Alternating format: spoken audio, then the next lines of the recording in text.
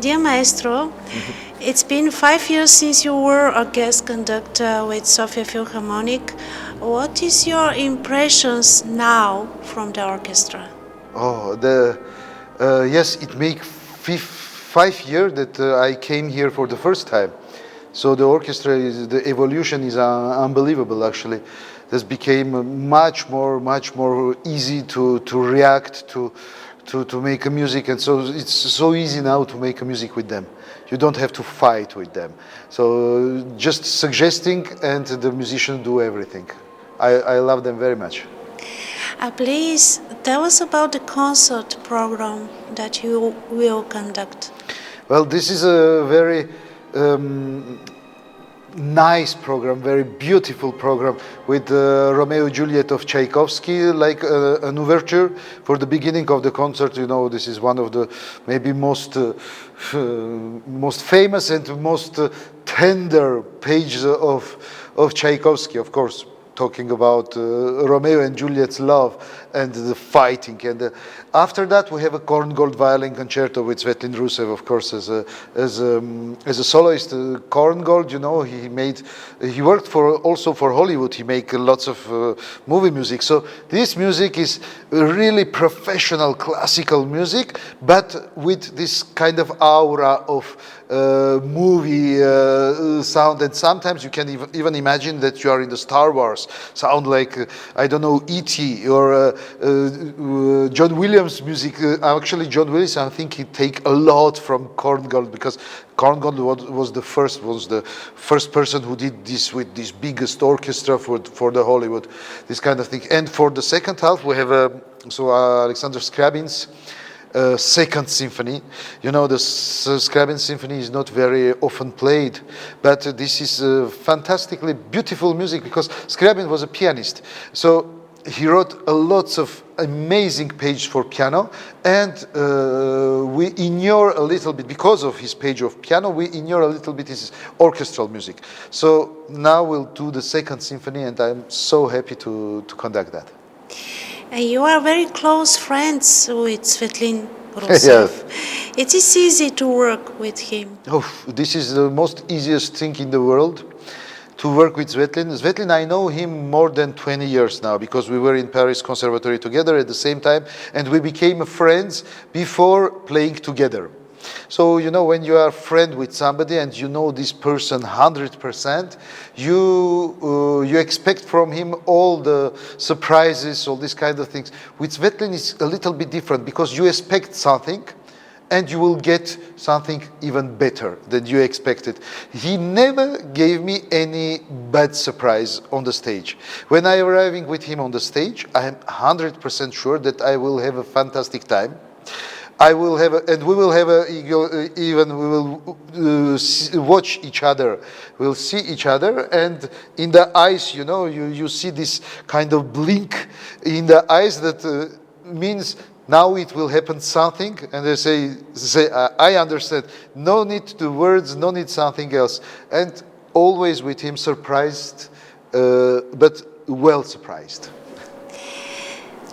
Tell us about you and your journey with the music. Mm-hmm. How did you get your start in music? Who were your major influences, your most important teachers? Well, like everybody, I think every children, my mother was the first person who just to take from my hand and bring to the musical school for study a piano, because I wanted always to be a conductor. She said, no, you should study piano, at least you should study any instrument to become a musician before conducting. So my first instrument was a piano, so I learned during 10 years with one amazing teacher. Her name is Armenia Vachon. She was my first piano teacher, and I learned, maybe if today I make music, it's because of her, because she was really amazing with me. She take me every day 1 hour lesson.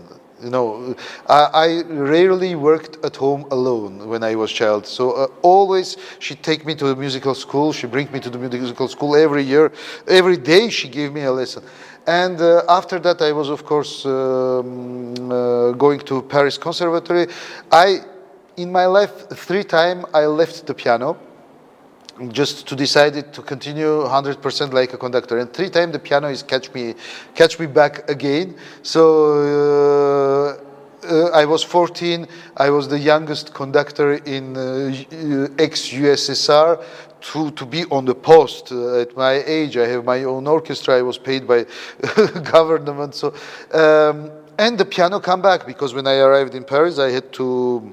For conducting, you have to speak French, and I didn't speak French for analyze and this kind of things. So for piano, I played, and I was agreed to enter in conservatory. As a conductor, I didn't understood what they want from me, because everything was written in French, and I just arrived from Armenia speaking only English and German and Russian and Armenian. And actually, I don't have a real inspiration. Of course, the person like Ivry Gitlis, with whom I worked, a person like Mstislav Rostropovich, with whom I was really great friends. This kind of person, even in their life, they change your life, actually. They change your life and your vision of the music. Musically, I am like a sponge. I like everything. There is nothing that I hate, really, because even if in the worst thing that I can hear, I say, oh, it's not good at all, it's really bad, I will find something inside which is interesting. So I don't have really inspiration from 1 person or 2 person or 10 person. I have inspiration of the life, of all this what is surrounded me, especially from the orchestras with whom I am working. You are a brilliant pianist and conductor. You perform as a soloist, you record chamber music, you conduct several orchestras, your repertoire is very wide. Mm-hmm. How do you combine these activities? I don't combine. I live my life of musician, That's mean when I'm learning some piece of piano, I'm thinking orchestra. When I'm working with the orchestra, I'm thinking piano. This is always, the music is not about technique, to be in front of one instrument, to be in front of the score. The music is all the life. Even one day I will wake up and I will see a sunshine, and that will inspire me in my music. This is very important. So I don't combine. I'm living my life of musician, sometimes with a conductor stick, sometimes with a keyboard, sometimes with a pencil just to write a music, sometimes to have. This is not combination, this is one thing for me.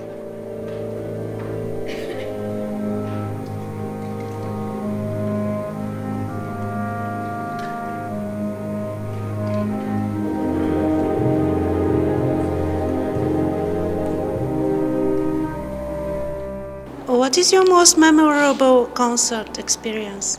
It didn't arrive yet. I think it's the next one.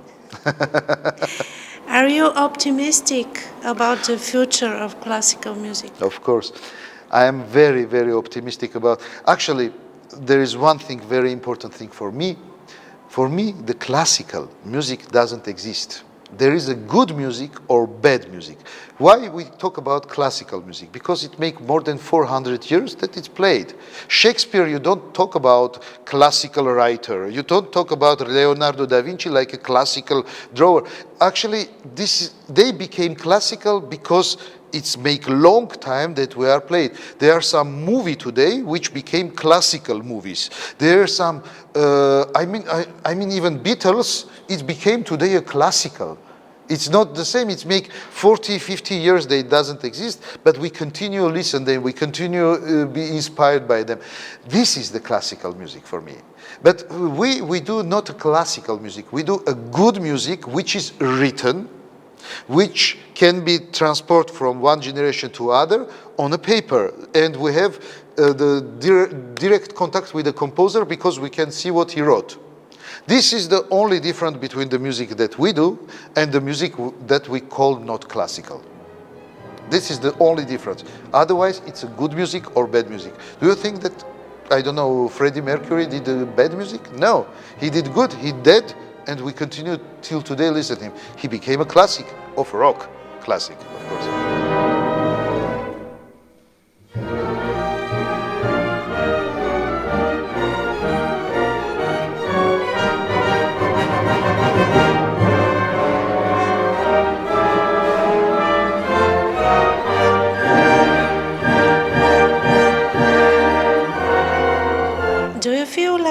ambassador of music? Well, not ambassador, but I represent something. Actually, I defend something. Sometimes I defend the music, sometimes the music defend me. This is when you are ambassador, it's a little bit too much official. I am more like, how you say, the person like bard, you know. I'm not doing music for some elite or something like that. I do music for everybody. So not really ambassador, but the music transporter maybe. If you have to describe your character with musical term, who would it be? Giocoso. I don't know. My character, it's changing all of time. You know, I'm a musician. I'm not really. I'm not a funny person really all of time. I am not all of time sad. I am not all of time in love. I am if my wife see that, yes, I am all of time in love with you. But otherwise, I live my life. The character, how you say, it's my life is prestissimo, molto accelerando, vivace, these kind of things. And I would love a little bit more largo, con amore, and stay to dolce, to have a time just to sometimes to watch on one tree. And I don't have this time, just to spend 2 hours in some field, sit it and just watch it how the bird is singing. That's what I want like.